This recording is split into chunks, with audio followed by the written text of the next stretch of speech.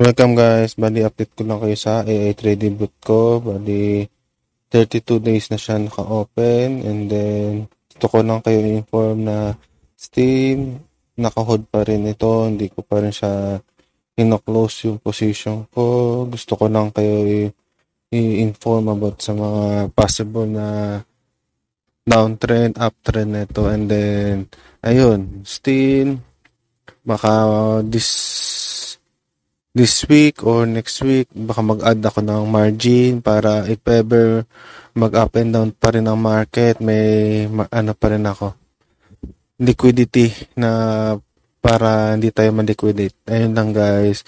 Always remember, trend is your friend. Bye-bye.